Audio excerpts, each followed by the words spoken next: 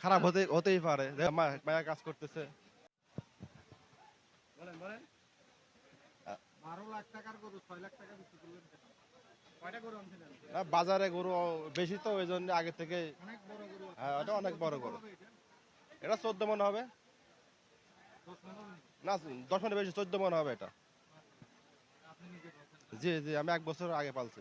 1 বছর ধরে পালছি গরুটা। আর আনছেন নাকি? হ্যাঁ, আরো আছে। কয়টা আনছেন? 12 টা আনছি। আপনি নিজে বলছেন না? হ্যাঁ, নিজে পালছি। কোন জায়গার গরু এটা? কুষ্টিয়া। কুষ্টিয়া থেকে। জি। এই হাটে আসছে কোন জায়গায়? হ্যাঁ? আপনার কি মন খারাপ নাকি 6 লাখ টাকায় বিক্রি করে ফেলছেন দেখি যে? না, মন তো খারাপ হতেই পারে। যেহেতু 1 বছর আগের থেকে আমি পালছি। একটা মাইয়া হ্যাঁ, মায়া কাজ করতেছে। দেখি একটা সুন্নাহ দিবেন তো গরুটাকে ধরাই ধরি। আমরা একটা ভিডিও করব। হ্যাঁ, দর্শক দেখতে পাচ্ছেন বিক্রেতারা যিনি বিক্রি করেছিল তার মন একটু খারাপ, কেননা একটা মায়া অনুভূতি কাজ করছে তার মধ্যে। দেখছেন গরুকে এটা চুমা দিচ্ছে, তারপরও আগাভাগে ছেড়ে দিচ্ছেন।